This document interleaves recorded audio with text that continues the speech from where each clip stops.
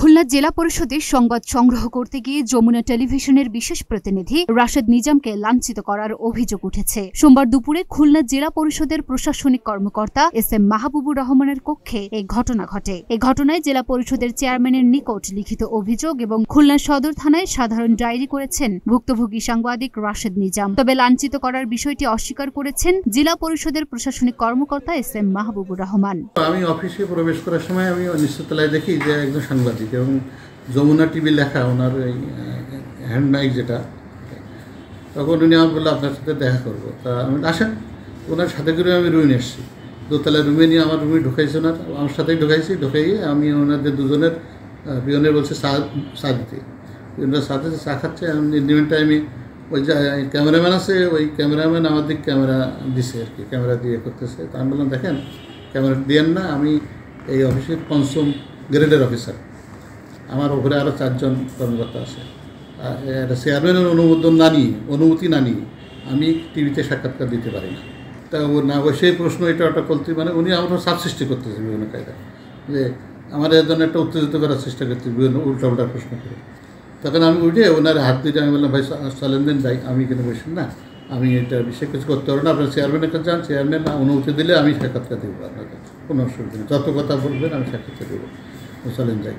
ওনার হাতটা ধরে আমি তুলে ওই বললাম যে আমি ভাই খান, এবং আরেকটা পিয়ন ছিল, সে ওই আরেকজন ক্যামেরাম্যান ছিল, ওই মানে হাত ধরে এরকম ওটাই ধোয়াইছে। এটা তো কোনো তার সাথে কোনো আমার অসদাচরণ হয়নি বা কোনো ধাক্কাধাক্কি বা কোনো লাঞ্ছিত এসব কিছু ঘটে না, আমি কসম দিয়ে বলছি।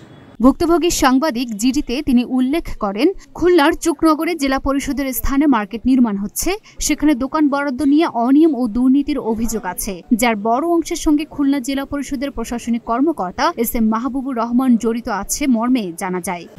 টিম 360 পক্ষ থেকে একটা অনুসন্ধানের কাজে এসেছিলাম। তো এই হলো জেলা পরিষদের একটি প্রকল্প চলছে ইজারার বিষয়ে, একটি মার্কেট নির্মাণ। তো সেই মার্কেট নির্মাণে প্রচুর ভুয়া বরাদ্দ দেওয়া হয়েছে এবং আর্থিক অনিয়মের ঘটনা ঘটেছে, এবং যে বিধিমালা করার কথা জেলা পরিষদের যে বিধিমালা, সেই বিধিমালা বাইরে গিয়ে বিধিবহির্ভূতভাবে সেখানে মার্কেট করা হচ্ছে।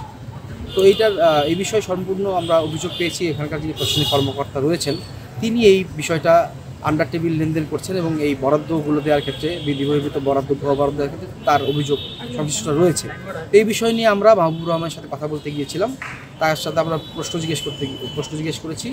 তিনি যখন আমরা তার কাছে জানতে চেয়েছি এই বিষয়গুলো, তিনি তখন আমাদের উপর চড়াও হয়েছেন এবং আমাদের শারীরিকভাবে উনি লাঞ্ছিত করেছেন, আমাদের উপর আঘাত করেছেন এবং আমাদেরকে ওনার রুমে ছিলাম আমরা, রুম থেকে উনি নিজে এবং ওনার সহযোগী যারা ছিল তাদেরকে সহ উনি আমাদেরকে সেখানে শারীরিকভাবে আঘাত করে আমাদের সেখান থেকে বের করেছেন। ভুক্তভোগী সাংবাদিক ক্যামেরাম্যান সহ আজ দুপুর 12টার দিকে জেলা পরিষদে তার কক্ষে সাক্ষাৎকার নিতে যায়। এ সময় তিনি হঠাৎ উত্তেজিত হয়ে সাংবাদিক এবং ক্যামেরাম্যানকে শারীরিকভাবে আঘাত করেন, ধাক্কা দিয়ে রুম থেকে বের করে দেন এবং ক্যামেরার মেমোরি কার্ড ছিনিয়ে নেওয়ার চেষ্টা করেন। তিনি অশ্লীল ভাষা ব্যবহার করেন এবং সাংবাদিককে প্রাণে মেরে ফেলার হুমকি দেন।